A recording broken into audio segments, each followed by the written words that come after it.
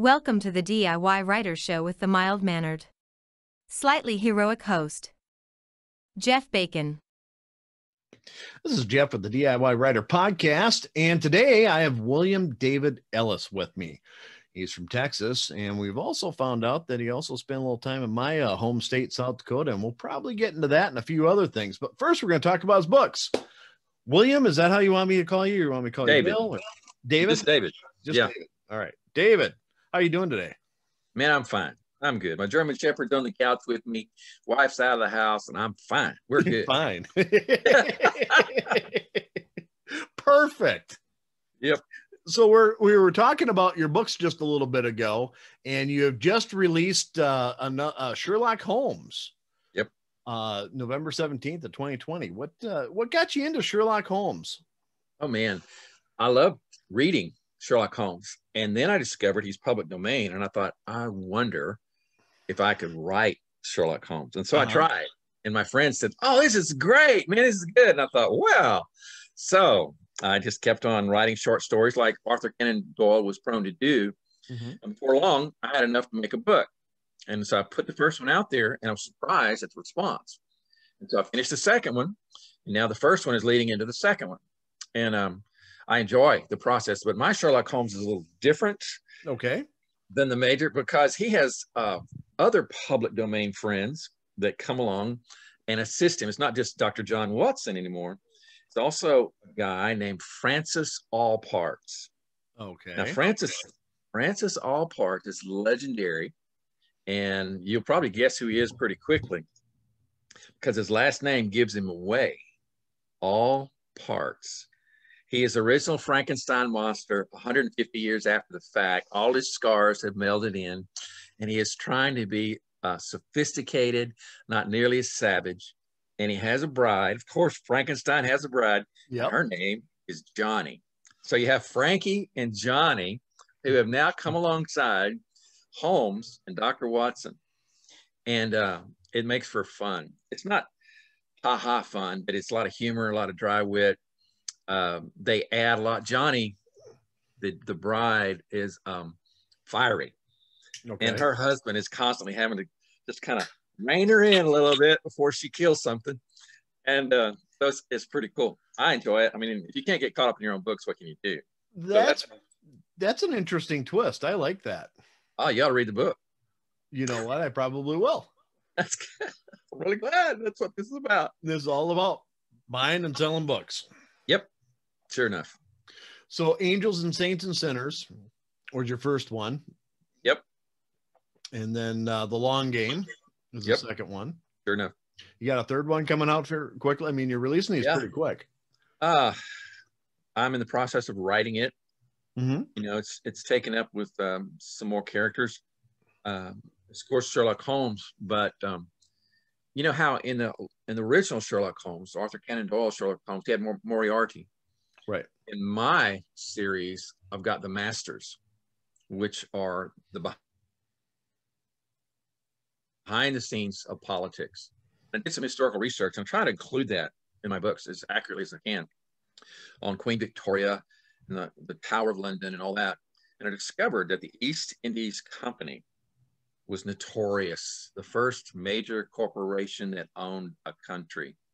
Mm-hmm. And they went out of business like the 1880s. And the only reason they went out of business is all their executive directors became members of parliament. So they bought the government. Instead of having to fight it, they bought it and they reigned over it. And I brought that into these books. And I'm working with it. You know, Sherlock Holmes is aware of the masters and their intrigue and their occultic nature. And, you know, he's bringing things together and he's working against them and trying not to get killed in the process. So that's an underlying theme. East India Trading Company. Holy cow. That brings up a lot of, I've actually done a little bit of research on them. What a bunch of. Oh, man. There's a cabal. Man. Yes, absolutely. That's a great word. And I'm using it. Yeah. That is awesome word. And that seems to be a theme that a lot of us resonate with. Yes. Especially I think nowadays. Yep. Each one of us somehow subtly thinks that there is somebody behind the scenes pulling the strings. Mm-hmm. And, you know, they go nameless, but they're in power and control, and we really don't know who they are. I doubt if it's George Soros because he's like 98. I mean, if you can't pee, you don't know your name. I doubt if you're running a network of pastors. Probably not. Yeah. Yep. And if they know your name, then you're not the one in charge. So. It's funny. I was on a podcast yesterday with Aaron Hodges, and we were talking about this. And my theory is that they're, you know, if you're going to buy into the whole conspiracy of people are in the background running things, I think there's got to be 16 or 17 groups that don't really communicate with each other, and they all kind of screw up. It's more probably along the line of Austin Powers than it really is, you know, just, I mean, you know, I just, you know, I can't buy into this huge, powerful company that runs the world, just because they must really screw up a lot. You know, there's got to be that one guy in the background that's like, darn it, I did it again. Okay, let's try this again. Well, human nature is rebellious. Mm-hmm. And the idea of one overarching group without conflict within itself is like, you know, that's more myth than I can handle. Right. But you know how easy it is to control things? I discovered in my research for Sherlock Holmes that you can control ports. You can control all of shipping. If you're in control of only one thing, and that's the tugboats. Sure. Because they bring the big ships in and they take them out, and the tugboats aren't coming to get you. You're stuck.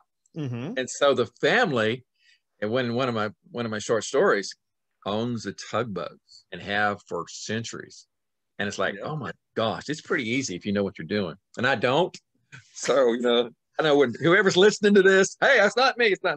But look at the mafia and all, you know, they controlled the unions and, you know, the garbage companies, and, you know, they probably still do, but, you know, they control all the building blocks. So it's like, yeah, you kind of have to deal with us. Sorry.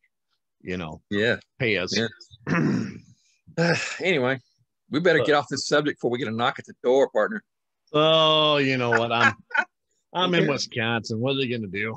Oh, they'll come in there and take care of your voting machines and make them all vote Democrat. That's what they'll do. Yeah, I'll be right next to my box of ballots. Yep, you're right, man. Definitely from Wisconsin. Know how to do that, don't you? Yeah, you know, we're experts at voter fraud up here, so. Well, I'm not saying another thing. I took an oath to the Republic of Texas, so, you know, as soon as we get out of here, the best we're going to do. There is actually a secession movement in Texas. It really is. Yeah. Yeah, I've heard. Oh. I kind of keep track of some of that stuff. I try not to be too political, just because you can really get buried in it, and I've got too much to do to really worry about it. But on the other hand, you know, if somebody's going to succeed, it's going to be Texas. Oh, you'll see. If we keep people from California out of here, we'll be all right. It sounds like there's a nice big influx of people coming in there. I think that's hilarious. You know, so they go ahead and they piss all over their Cheerios in California and take that beautiful state. I mean, it is a beautiful state. Absolutely. Yeah. San Diego. I mean, you know, Palm Springs. I mean, all those areas, San Francisco. I mean, it's all beautiful stuff. And they turn it into their socialistic utopia. Venezuela. Yep. Yeah, something like that. Then they move. And it's like, okay. I was listening to I listened to Joe Rogan. Name familiar. Yeah, he's a podcaster, you know, comedian, you know, whatever. And he was talking to Matthew McConaughey, because they both, you know, Matthew lives in Austin, and Joe Rogan just moved from LA to Austin because he was just tired of it.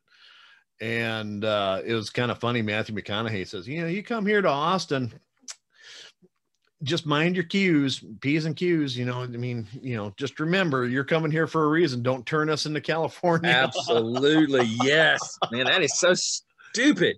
Why do they want to do that? Unless that's the agenda. But let's get off of this and talk about books, man. Absolutely. Well, this is all about books. Yeah, but I haven't written those yet. You haven't written those yet. All right. Yeah. All right. You also have another, and just so you know, this is kind of the way the podcast goes. We just go all over the place, you know, whatever. But you also have a series out, another series, the Yep. Harry Ferguson Chronicles, right? Yes, sir. Sure enough. All right, let's talk about that a little bit. Well, that was born in a cafe where I eat breakfast. And this cafe is really, it's made out of logs, huge logs, you know, and you walk in there and it's in the middle of a little place called Edom. And I couldn't really name my town Edom, so I called it Moab. And Edom and Moab are associated in the Old Testament. So this is, but in Edom, I started hearing these little stories around the cafe. Old codgers talking, lying, telling about monsters down in the bog and all that. And I started taking notes and laughing. And always get these questions in interviews. Where do you get your ideas for your characters? And I say, hey, I have breakfast with them. Yeah. I just listened to them. I didn't have to invent anybody. I just adapted this personality and stole that one. And then a couple of them I just took as they are right into the books. Jamie and her husband. Jamie is a long-legged, platinum-haired redneck that's the cook there and the owner of the cafe. And she can out-cuss a sailor when she's not having a Bible study. I mean, it's just like, gosh. And her husband was from New Zealand. And I love him dearly. He and I are good buddies. Yeah. And he just goes, oh, my goodness, man. You know, and I'm going, yeah. Well, they show up in my books. They're kind of a minor characters, but her and all her flaming glory, fussing and carrying on and screeching, you know, and it's just wonderful. So my book, Chronicles of Harry Ferguson, was born in that cafe, and it talks about a dragon. And one of the headlines is, a dragon has come to Texas and they need a hero. And yeah, buddy, it's fun. It is so much fun. And all right, how much of this do you want? Do you want the kind of the story that blends through the whole book series, or? I want whatever you want to give me. All right, all right. Bring it on. This story actually began with some counseling that I was doing. And I was counseling a young woman who had kind of forgotten who she was. Extremely low self-esteem, involved in all kind of darkness. And so, you know, I kind of thought, man, she's a princess who forgot she was beautiful. And I go, oh, wow, that's a great book title. And so I began to write. The first opening, you know, when I'm describing this individual, is about this young woman who never was loved, never was told she was significant. Her father never encouraged her or blessed her. You know, her mother never sat there and combed her hair and talked to her. And it was, it's really sad. And into this comes a young peasant boy. This is taken in the Middle Ages, who is very brave. And he's in the market, and a wild pig gets out. The farmer's taking this pig to market. It breaks loose when it smells all the bacon roasting. And this kid, he's like 16, 17 years old. He wrestles down this boar hog because he knows what to do. He grabs it by the nose and he twists. Pow, it'll bring a hog down. And just about the time he's got the hog under control, it rips free and tears the bottom out of his britches. And he's embarrassed. And he doesn't know what to do. And the crowd's laughing at him. So he reaches behind him and grabs somebody and holds him close. And it just so happens he has grabbed the princess. And she's very humble and she's very cool. And she's trying to help him. She's right up next to him, and they're crab walking through the audience. And all of a sudden the audience, the crowd just goes, oh, and they start to kneel. And he goes, oh my gosh. And he looks around at her and he goes, hi. And she goes, hi. And he just disappears. He's so embarrassed. He's just, you know, he's real shy. And he falls down in some muck and he runs off. Well, he's embarrassed and thinks that she's going to come after him and hurt him. And she wants to give him a medal.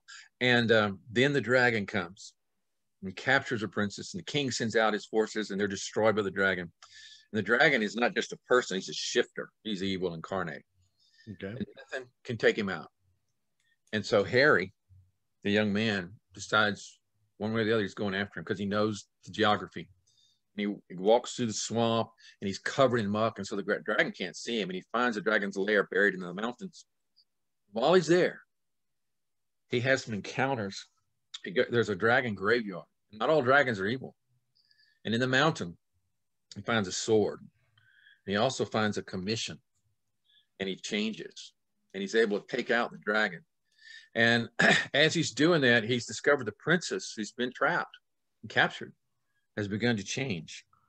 because the dragon has marked her, and she's subtly becoming evil. And she doesn't want to be. She's in this conflict of her heart. And so he kills the dragon, but right at the end, she stabs him, and he falls down. He's half burnt, and then she wakes up and she realizes, "Oh my God, what have I done?" So she brings him to this stream, and doesn't realize that it's a time stream that flows to the dragon's lair. Oh. And she puts him in the water, and he disappears. And then she lunges in after him. Well, Harry wakes up in East Texas, and he grows old, and he has a daughter, and she's the city librarian of Moab, Texas, and she has coerced her dad. And this is just like my daughter. That's who. See, I don't have to invent characters. I live with them. You live with them. That's true, man. And so she coerces her father to tell the story to the Cheerios eaters, the Rugrats, the crayon monsters. They gather around in the summer to give their mom some break, get them away from the TV, get away from the little pads. And the old man only knows one story, and he lived it. He's almost forgotten it because he's not sure he even lived it. It's been so long. And so he begins to tell the story. And he realizes that one of the little girls, her name is Sarah, knows more about the story than she should. Actually, she knows details he never mentioned and never told anybody. And finally, he realizes that she is the princess. He came through the time stream too, but she was changed back into like a 2-year-old. And now she's been with her foster parents for like 6 years or 5 years. And she's 6 years old, and she doesn't remember who she was. And he is an old man. And so he's old and she's young. And she was the love of his life, but there's nothing he can do. And then to top it all off, the dragon he thought he killed has also come through the time stream. Or actually, he's been conjured and brought back by some Satanists that are in the area. And that's the first story. I'm not going to give you the clincher or how that ends, but Harry Ferguson, gets his youth back. And he actually goes to work for the British against the Nazis. And so we have a Nazi like Indiana Jones element coming in there. And we have, all kind of wonderful things. You need to get the series and read it. It's called, and he thinks that Sarah's dead again at one of these books. And so he meets this assassin who also happens to be a witch. Her name is Belle Rodham. Yeah, you caught that, didn't you? And he falls in love with her. And then Sarah's back on the picture, who she was lost in time again. And he's like, oh my gosh. And that's the fourth book. It's called Rivals, where he loves both of them, doesn't know what to do. So anyway, it's a mix mash. It's fun, but it's also like a straw in the middle of a hayfield. And with 15,000 acres, to find an individual straw is difficult. Yes, it is. And so, that's why I'm hoping Michael Evans can do some miracles and help me promote both series. I think he does a good job. Awesome.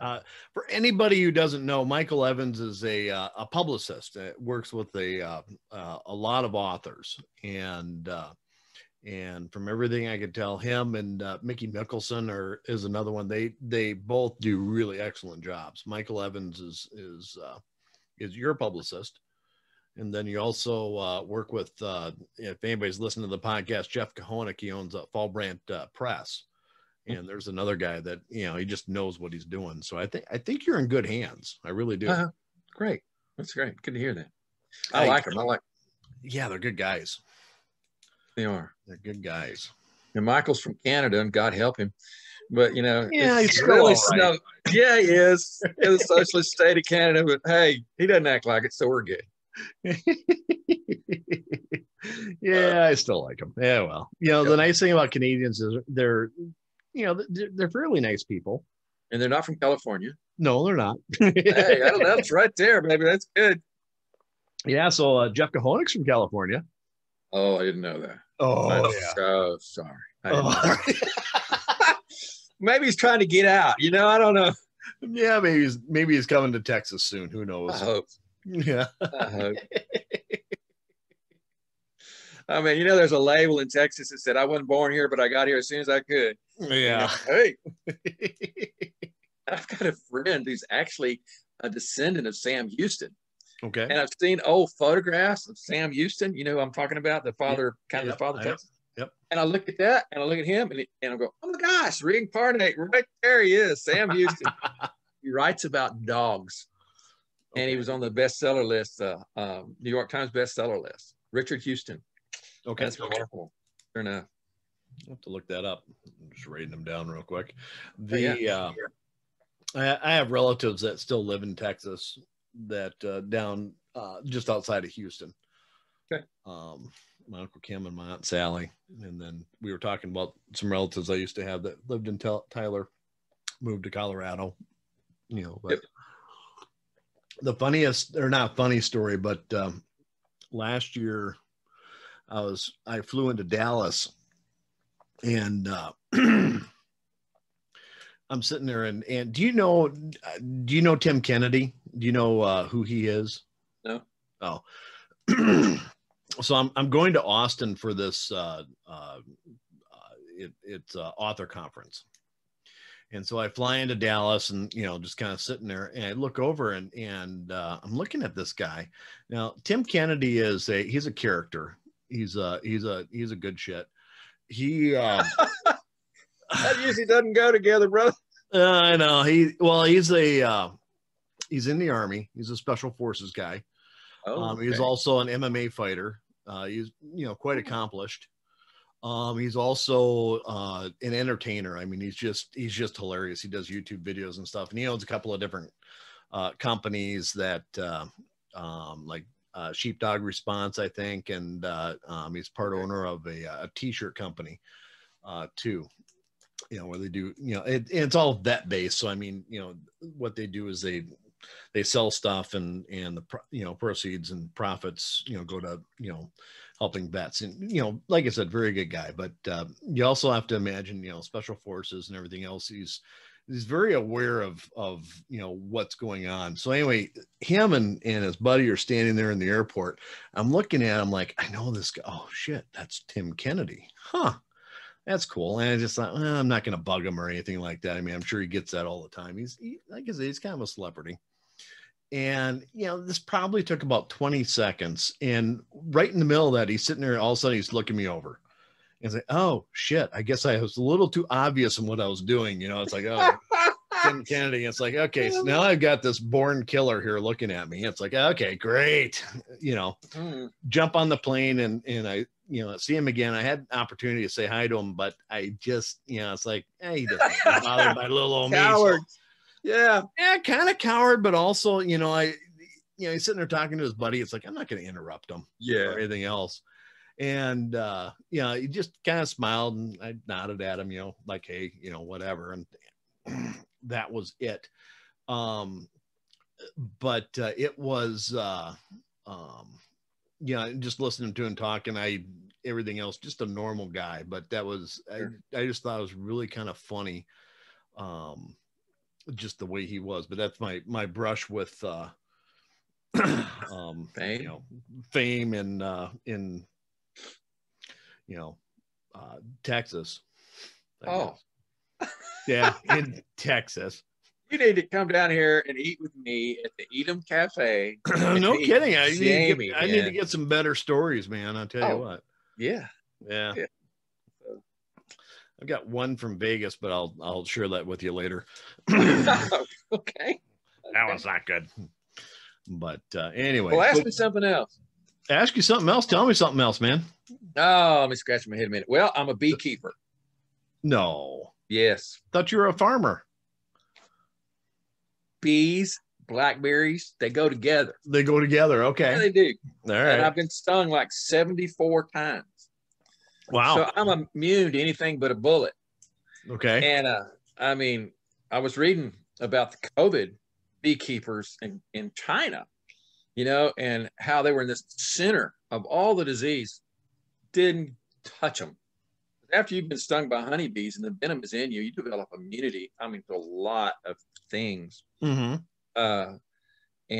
Man, honey is amazing stuff. And it shows up in some of my books too. Yeah.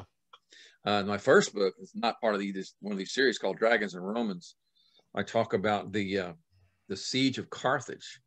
And I was so intrigued by that, and how the Roman soldiers actually used honey as an antiseptic and an antibiotic.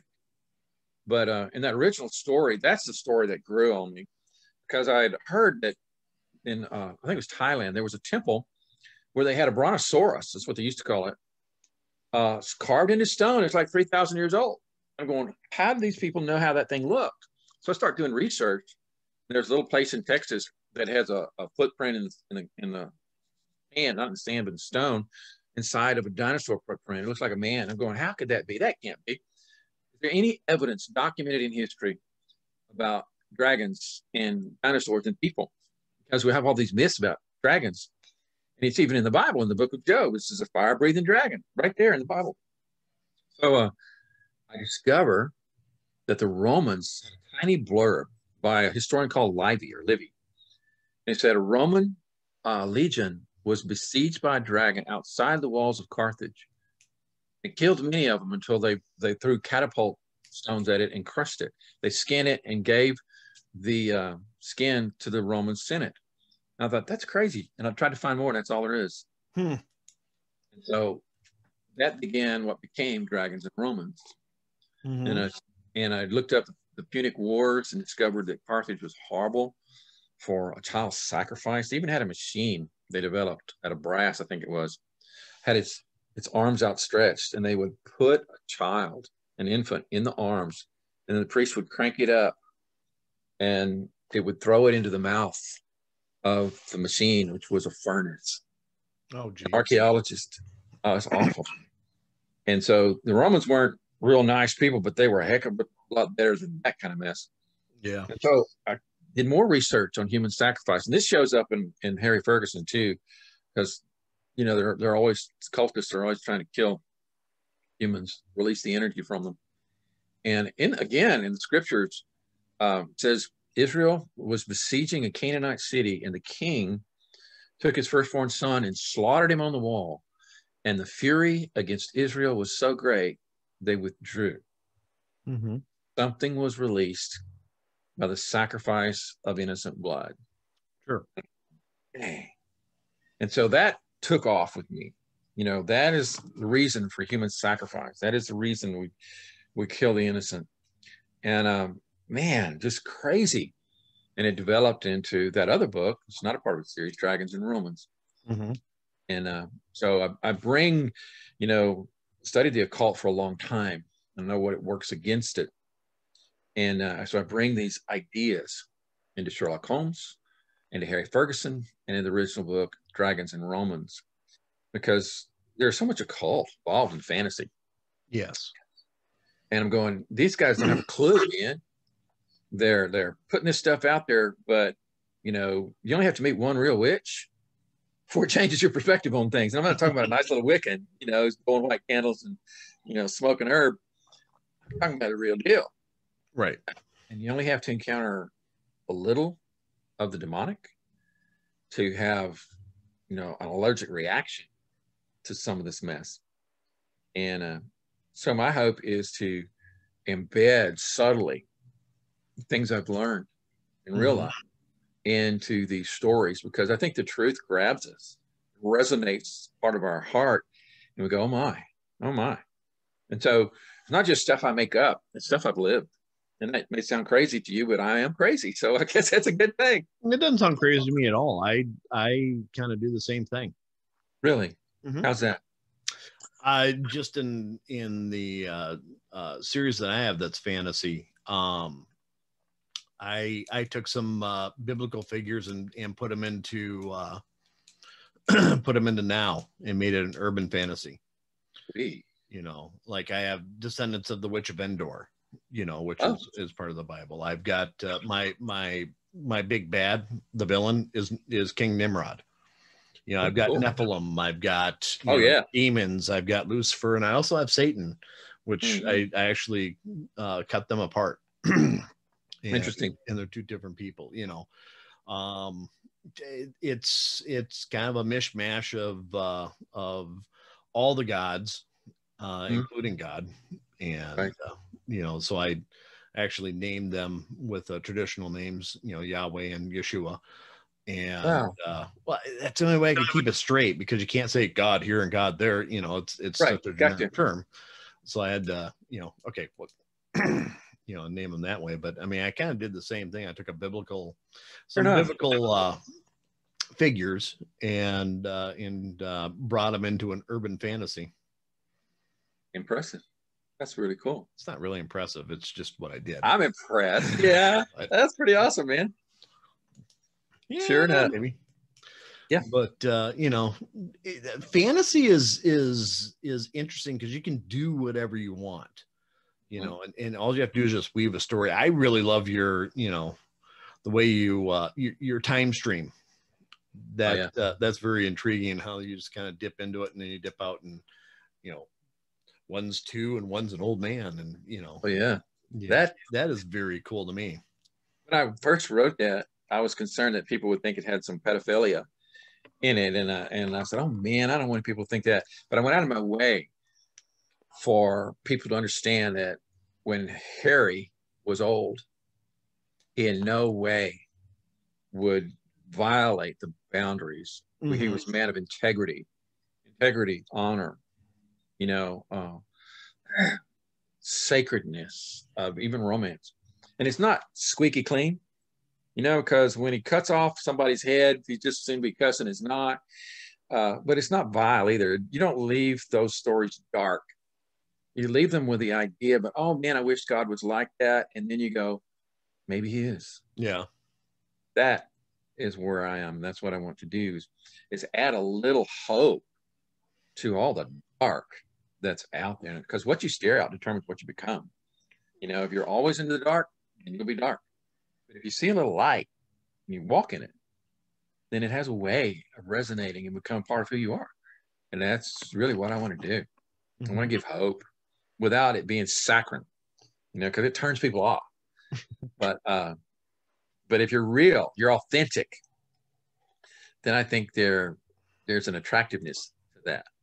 Is that what you've discovered? I'm actually really dark, so I'm kind of on the opposite end of that. Well, you don't feel dark. Well, I'm seeing light. Yeah, well, my books are on the dark side. They're actually called The Dark Side of Good. So really, yep. That's the name of your series. Yep. Well, mine's a good side of dark. There you go. That's awesome, man. That's awesome. Well, we're going to wind up, Ken. I told you, yeah. You told me. Yep. I actually had that happen. I was in a driver's license line in Waco, Texas, and I got behind an old man, and we had to stand in that line for an hour and a half, and we got to talking, and he knew this person, he knew that person, asked if I knew that person. Before long, we realized we had the same great aunt on my uncle's. I'm like, my gosh, anybody in Texas has been here, a while, you're going to wind up, you talk with them long enough, kin to them. Sure enough. I have an interesting story, but I grew up in South Dakota, very small towns. What was it? What's that? What's the name of the town? You lived in Sioux Falls, so you probably know Aberdeen. Yes. Okay. I live south of there, about 30 miles. What was the name of the town? Northville, Millette area, right around there. I've heard of Millette. Yeah. Millette's a little bigger than Northville, but so I lived on a farm outside of there. But when we're growing, you always went to Aberdeen if you wanted something. Right. That's where the store was and everything else. And so you drove your tractor down the interstate and just clogged traffic all the time, didn't you? Oh no, I had a 1976 Grand Prix with a 455 in it, so I wasn't clogging anything. Oh. You weren't from Iowa. Iowa, idiots out wandering around. You know what that's all about. Yeah, I do. Anyway, I'm sorry I interrupted. No, that's fine. I have somebody from Iowa. I have some relatives in Iowa. They're going to hear this and go, "Oh, really?" Well, they can't help it. They can't help it. They don't know. They don't know what. Yeah, just kidding. They probably agree with me, maybe. But anyway, so there was this gal is a little bit older than me, and I was kind of crushing on her a little bit. And it was just really weird. We had this family reunion that we had to go to, or so that's where you pick up girls, is it family reunions? And I was very surprised when her mom and she was there, and my mom and I were there, and they started talking, and all of a sudden, hey, do you know you guys are cousins? And it's like, no, didn't know that. Huh? That's interesting. Shot down. I'm so sorry. Done. Yeah, it's all right, but it was just really funny, and it's like, So you know, at that point, I got a better sense of how careful you have to be in South Dakota. Oh man, can I see your family tree real quick? Just want to make sure. Absolutely, absolutely, man. Yeah, gosh, you don't want that thing going straight up. You want it to branch out a little bit. A little bit. I tell you what, though, the Black Hills are amazing. Yes, they are. They're beautiful. The first time I ever saw, is it an elm that's white, and they grow in groves? We were up in the mountains, and we turned a curve, and all of a sudden the trees were white, and it wasn't snowing. It was one of the most beautiful. It's like Lothlorien. I thought I had gone back in time. It was in Tolkien's Lothlorien. It's magnificent, man. It's a beautiful place. There's some pretty cool things. We were talking a little bit about the Badlands, and my favorite memory of the Badlands is getting up before sunrise and going out there and just sitting and then watching, the fog as the sun come up just kind of dissipate, and you watch it sink down into the canyons and everything, and all of a sudden, you're at this lookout and you don't really realize what's in front of you until the sun has come up and you see why they call it the Badlands. I mean, that was the most amazing thing I've ever seen. Yeah. One of them, in South Dakota. Yeah, that's a beautiful place. A lot of fossils out there. Yeah. A lot of dinosaur bones. My son was in Colorado, and he used to go out into the public lands a lot, and he found dinosaur bones. And I think a University of North Carolina came out there to look at them. And so it was a new species of dinosaur that they actually named after him and his wife. Yeah. Really? I got to participate in a dig where we're digging up dinosaur bones with like toothpicks, tick, tick, tick, tick, tick, swish, swish, swish, swish, swish, take a break. I mean, it was amazing. It's really cool. Badlands are like that, full of those things. And if you think about, just the way that land is ripped apart. It looks like it was ripped apart. There's a big crashing wave that came in and just, dug the trenches and dug the canyons and everything else. It just, I don't know. It's an amazing place. Sure is.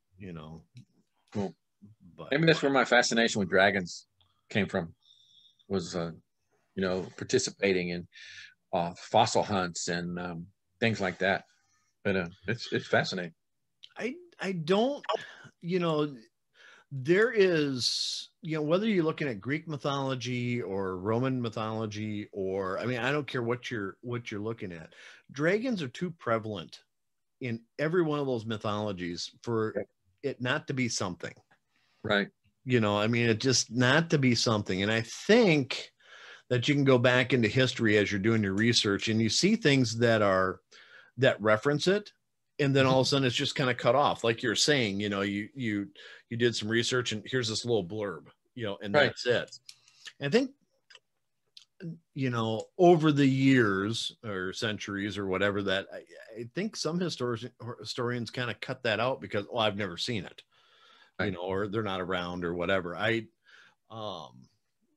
The Great Wall of China, I think that's an amazing feat.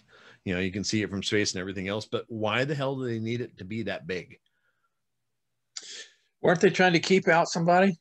Well, they're trying to keep out somebody or something, Oh, I saw that movie. Yeah, I saw that movie. That was great. I thought that was brilliant. And then you start, you look at that and you think, oh, well, maybe because they really didn't need to make it that big to keep people out. Maybe it was, and then your fantasy mind starts going. It's like, oh, it's got to be dragons. It's got to be. Oh man, yeah. And there's going to be some archaeological, scientists out there going, no, it's not. It was people with ladders and that. Stop being so damn boring. Okay. Yep. Use your imagination. Absolutely. It's gotta be something cool. you know. Yep. Those of us with imagination, man, we're just frustrated by those that are just like so sterilely factual. I mean, really, imagination is what God writes on, and we dream it, and then they can build it. But we got to dream it first. I read something the other day that I don't even remember whose is a quote or something, but it was science is actually just the search for God. It's like, okay, I can buy into that, Sure. And I think it's the same way with fantasy. You're looking for things that you don't see. You're trying to imagine what's going on. How do you explain things? Conspiracy theories, I think, are just another form of fantasy. I mean, sure. I need something logical to explain what's going on because none of it makes any sense, instead of just accepting that none of this shit makes sense.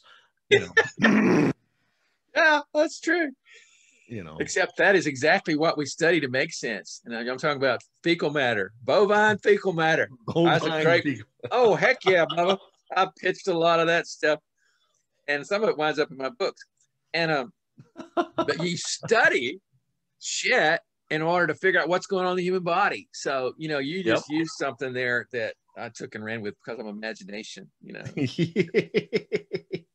I think that when you're looking at facts and history and everything else, and when you can look at it and say, I have a better explanation for that, or what, this can absolutely be real, and then you bring it into a book and you make it real for somebody, to where they can lose themselves. I think that truly brings people to another level of thinking. It Absolutely. really does, because it unlocks their imagination. God knows where that's going to go. Excuse me. Yeah, man. We take dreams and put them in writing. And, do you do that? Oh, well, you're talking about serious, really? In reality, do I chronicle my dreams? Yeah. Is that what you're asking me? Yes, absolutely. You do? Yeah. Yeah. I actually took a class in dream interpretation. Okay. And because they're all through the scriptures.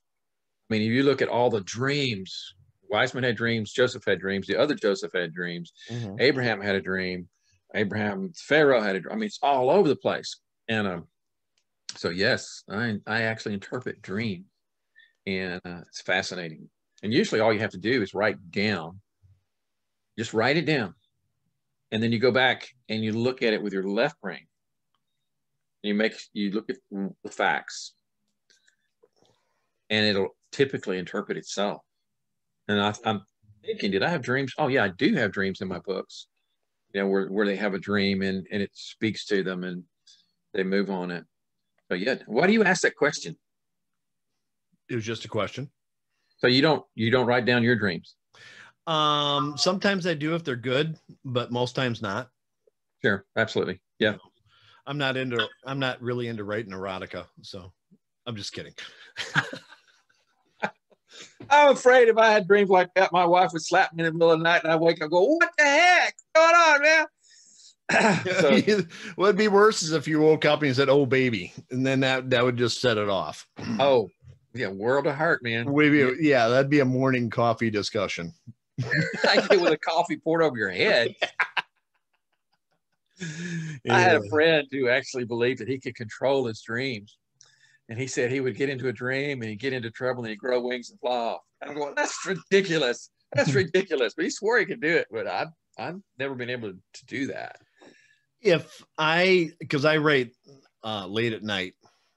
If I lay down and I'm thinking about my book, usually that first hour of not really being in a deep sleep, sometimes they're some of the most constructive thoughts I have, and I'll have to wake up and write them down. Yes. And I think that's the closest I've come to being able to control that. And then, most of my dreams are just weird at times, but if it's something that interests me, I will write it down. Or when I get up, I'll dictate it into my phone real quick and use it for, what I want to call show notes later or something like that. But, sometimes it's just stupid stuff. And it's like, yeah, I don't want that. Well, you're on the verge of defining what inspiration is and where it comes from. And, the conflict between pansters and planners. Yeah. And I'm thinking it's left brain, right brain. You know, and that's why some things when you read them, they don't have, you know, they're just not grabbing you, because I don't think it'll grab the original author. But if it's from deep within, and that usually comes at a different level of thinking. It's not an organized thinking. It's more of a release of a part of you rather than an orchestrated part of you. Subconscious being released. That's why I write most of my stuff. And I go, oh my gosh, I've got to write this to find out what's going to happen. Uh-huh. And it comes together. It flows. And that surprises a lot of people. How can it flow if you haven't orchestrated and planned and determined everything that's got to happen beforehand? And one of the things I'm discovering is in my 5th book of my Harry Ferguson Chronicles, I've got so many things to tie up that the part of me that's always creating something new is starting to be constricted. Because now I'm almost having an outline based on things I've got to reconcile and end that forces what's got to be written. You understand what I'm talking about? Absolutely, I do.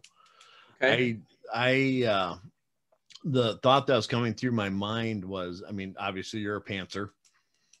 You know, I think we all need to get T-shirts printed up saying, I'm a pantser. You know, get a hold of Ted Kennedy and we will, or whatever. Yeah. Tim Kennedy. What was his name? Tim Kennedy. Okay. Yeah.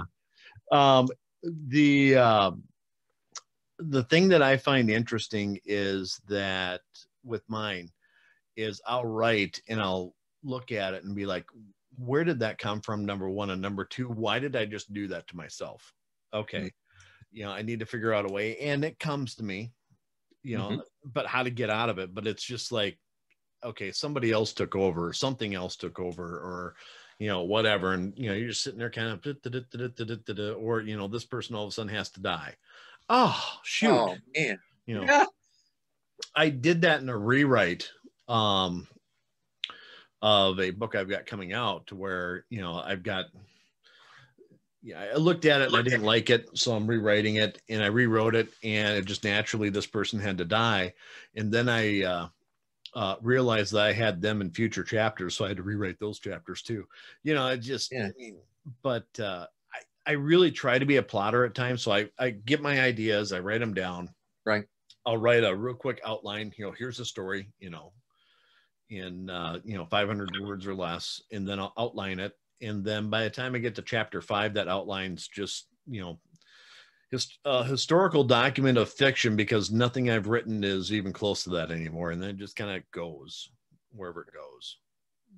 Are you acquainted with the term keep a wet edge? It's a painter's term. When you're painting a door and you're painting the door, and, you know, where you add the more paint, you add it to the wet part. And that's kind of like when I'm writing a scene or a chapter and I'm looking at what's coming, I have to keep in mind what I've written, and it kind of dictates what I'm going to write. But and I haven't an idea what I'm talking about. I just had a brain fart and I'm clueless, man. I don't know where I'm going with that. So just chalk that up as dumb. Well, sorry. You know, I understand being a pantser and doing fantasy fiction, or, you know, fantasy. How do you pants writing Sherlock Holmes? That's got to be a little bit tougher. Why?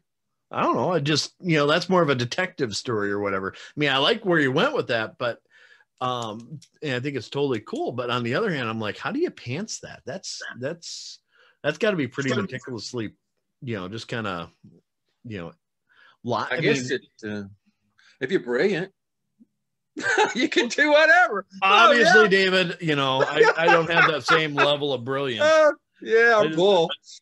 You know, what is it? If you can't dazzle them with brilliance, baffle them with something else, you know what I mean? Baffle them with your bullshit. Yep. There you go. Bovine fecal matter. Yeah, fecal matter. I'm sorry. Yep. Got to straighten you out, boy. South Dakota, or wherever the heck you live now. I'm in Wisconsin now, but. Oh, that's right. Yeah. But what were we talking about? I'm having a senior moment. It was good. It was good. I know it was good. Pantsing while you're writing Sherlock Holmes. How's that work? Hey, I haven't had a problem with it. I mean, I kind of know where I'm going. I just don't know how I'm getting there. And, you know, what I love is the art of the twist. Like they didn't see that coming. But if you don't foreshadow a little bit, they call, that's not right. Foul. You can't do that because you didn't show us that was coming. And I'm going, well, you know, like the one story, Sherlock Holmes connects with a Jesuit priest, and they push out this Ripper, the Ripper, because the Ripper is, the reason they can never find who he is because it's a demonic force that inhabits several different people. Sure. And so the serial killer is several killers, and that's the story. And they finally get him out. They force him out of London, and Sherlock Holmes is bored because for a little while London is calm, and the old addiction. You know, he was an opium addict. Gets a hold of him, and so he grabs a syringe, and he's about to inject it, and he looks in a mirror, and he sees a face of the thing they threw out. Oh, laughing at him. Now, where'd that come from? That was, I enjoyed that. I thought, whoa, you know, it's like when I'm writing, I'm watching something happen. It really is subconscious, a lot of it. Yeah. And so I don't know. Something plans in me, but it's not telling me who it is. It's just kind of going down. I think that's the beauty of being a pantser, because you're just as shocked as everybody else is what you just wrote. Yeah. I mean, it just, you know, you look at it and you're like, oh, geez. Okay. That's where that went. Okay. Yeah. And, you know, a lot of times I'm holding my head in my hands going, why did I do that to myself? And it's like, okay, but it totally has to stay. That's the way that's the way the scene has to be. All right, now fix it, you know? Yep. That's where the planner comes in. You know, the pantser messes something up, the planner fixes it, and it's good. Yeah. Yeah. But you mentioned something. I want you to speak about when you have to kill a character. I have written whole books where I didn't kill it, knew I had to, and pushed it on to the next book. And because I didn't want to see her die, man. I don't want to kill her. I love her. Yeah. And so how do you deal with that? You said you did, but I mean, well, hey, let me add a little of this. In surgery about 2 months ago. Okay. And I was under anesthesia, and I had an allergic reaction to it. And my wife was watching all this go down, and she said I was talking to my book characters when I was under, you know. So this is how much I am bonded with these people. So how do you kill one of those? Usually very brutally. Oh, and quick. Oh man, that's awful. Well, you know, dark fantasy. Sorry. Yeah, you are, man. Jeez. Yeah, I'm sorry. I hate to. Yeah. Gosh, man. So much for being a kin, huh? Yeah. Black sheep. Yeah. But yeah, you have to. You have to. To. So there's one character that I killed off at the end of my book 2. That I didn't want to see her go. Right. So then I'm sitting there. It's like, she needs to come back. So I resurrected her. Yeah. Yeah. All right. So that's fair. I just had to, but you know. Well, I'm feeling better. You know, walking between the realms and stuff like that. And there's some people that's just like, yeah, you're gone. See ya. Who was it? Was it Stephen King or somebody said you have to kill your darlings? Yep. And I'm thinking, he hadn't met my darlings. So I don't know. You always have that secondary character. It's like, oh, this is who, you know, this is going to be awesome. And you watch the interaction, and then all of a sudden you get into a situation where, well, looks like we're going to have to find a replacement for Bob. Because he's wearing a red shirt. Yeah. Yep. Star Trek security. Little Star Trek theme there. Yeah. Sure enough. Yeah. I thought it was really funny. There was a meme going out there. It was so if you have a whole platoon of red shirts from Star Trek going up against stormtroopers from Star Wars, does anybody die? Anybody live? Well, the stormtroopers never hit anything, so okay, that's true. Yeah, I was watching Malodorian. What the heck is that? I can't say the name. You know what I'm talking about? It's on now. It's big. Mandalorian. Thank you, sir. My Texas tongue got wrapped around something weird. Wow. And you watch the stormtrooper shoot at him, and if it hits his arm, it bounces off. and they can't hit anything. And every time he fires a gun, he hits one. I mean, Right. seriously. It's like duck hunt. Tell me about it now. Duck What do you hunt? mean? Yeah. You never played duck hunt? Oh, wait, you're talking about game. I was talking about a shotgun. Yeah. Oh, okay. No, I haven't. Talk to me. Just where the duck just kind of floats up there and you hit it with the, it's the easiest thing in the world. If you're actually gone duck hunting, it's not that easy. But no, it's not at all. Not at all. But But I squirrel hunt with a 22. Do you? Oh man, just boom, boom. And I have a friend who uses Roman candles. Now that Roman candles is squirrel hunt. Okay. I can buy into that. And he's one of my characters in my books too. But we were out hunting and I said, "What are you doing with a Roman candle?" He said, "Watch." They lit it up, he fired it in a tree, and the squirrels just went everywhere. I'm going, oh, that makes sense. It does. So how many shots did he have in it? I don't know. How many shots does a Roman candle have? 8, 10, 12? Yeah.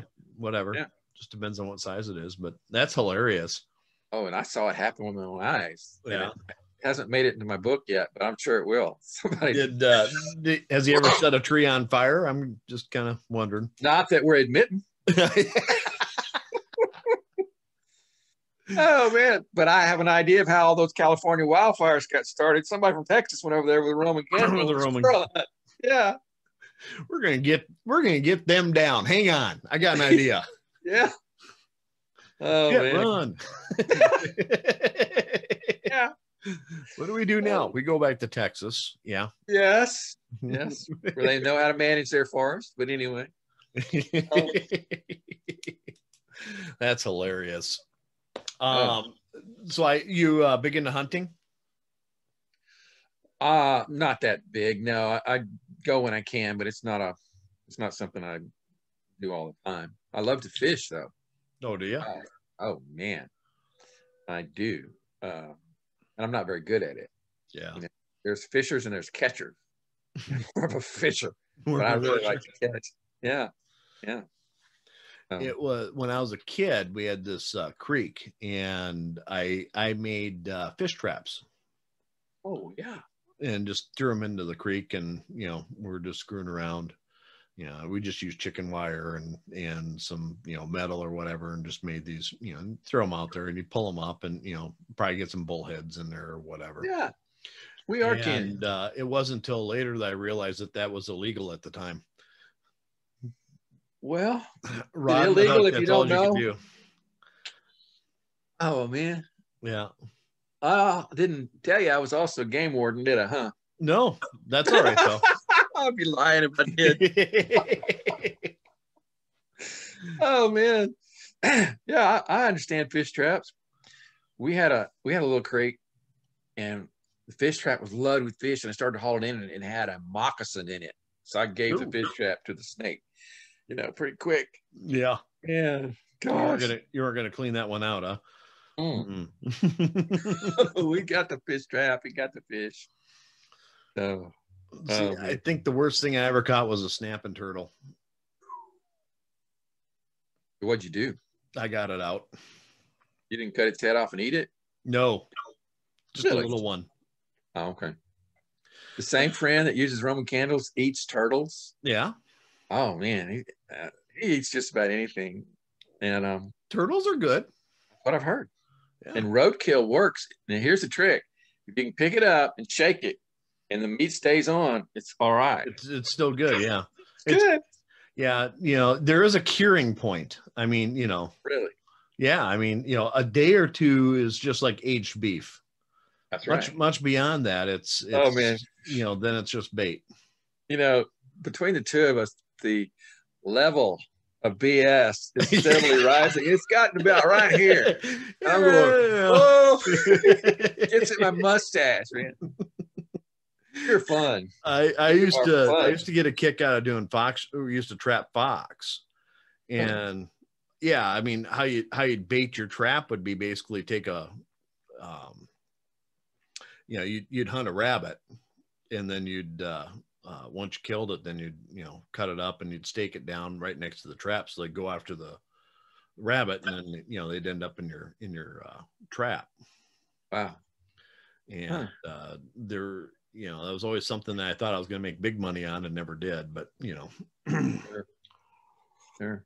I was pretty sure I was going to be Davy Crockett, the trapper, at one point in time in my life, and that didn't work out so well. Do you remember those Disney stories of Davy Crockett and Bess Parker and all that? Oh, yeah. Did you ever have a Davy Crockett hat with a little tail and wear it? I mean, no, but I almost bought one probably about a year ago. Yeah. If I wouldn't have been stopped by my wife, but yeah, almost did. Yeah. Well, that's shoot, the man, dumbest thing in the world. It's like, it is not. It's cool. You could wear it on your podcast. I could. I probably would. Oh, man. Oh, shoot. Well, you know what? We're running up on kind of on an hour here, and that's where I usually kind of cut things short. Or cut things off. What you have anything you want to tell your readers? Buy my books. Well, that's an excellent piece of advice. Oh, yeah, man. Buy them. Buy them. And leave me good reviews. Absolutely. And read the description, because if it says it only has 119 pages, don't be griping and saying this book didn't have but 119 pages when I told you that up front. Don't you love to get those kind of reviews? This ends in a what is it when it drops off and leaves you hanging? A hanger dropper? Not a cliffhanger. Cliffhanger. Thank you. Man, my words are going. And I told you in the description, this ends in a cliffhanger. And so quite naturally, the review is, I hate cliffhangers. And I thought, why'd you buy the book? But you know how they are. I've always heard all the people that talk about writing, never leave it in a cliffhanger. Never do this, never do that. And I was listening to James Patterson talk. Oh. I mean, I don't know if you've heard this or not, but he said, okay, so it's okay if you watch an hour show or a 2-hour show on TV and it leaves you on a cliffhanger to be continued next week, next month, whatever it is. Or, he said, how many movies have you gone to that leave you in a cliffhanger so that next year when the next one comes out, you'll go to it? Right. And he said, I just don't understand when you do the same thing with books, people just go bird shit. Yep, they do. It's like, absolutely. It's just a different thing. He said, you know what? I don't care. Yeah, I'm writing a book. I'm writing a book. Yeah. Nah. Yep, that's true. I just thought, that was, and that's part of where I get my, I really don't care. Sure. I'm just going to do whatever I do. And if you like it, great. If not, there are a billion other books out there for you to read. And not near as good as the ones we're writing, are they? Well, I don't know about that. I'm still pretty new, so we'll see. Oh, yeah. If you don't toot your own horn, nobody else will. That's true. But this whole podcast is about tooting your horn, not mine. Thank you, sir. You're a very good horn tooter. Well, thank you. I'm not sure if I want to get a t-shirt for that or not, but oh man. So tell me you've got more than 3 followers and 2 of them are asleep, and actually they're gonna, there are lots of people. That's pretty much what I have is 3 followers. Man. Well, with my 2, that'll be 5 people that actually see it. Oh my gosh, we are rocking now. I might have a bit more than 2. We'll see. I hope so. And I've enjoyed this thoroughly. Well, I've had a lot of fun. Jeff Bacon. Thank you. So, well, with that, I'm going to go ahead and call this a close. Again, this is Jeff Bacon with the DIY Writer Podcast, and I hope that you all have a wonderful day and keep your chins up. Bye-bye.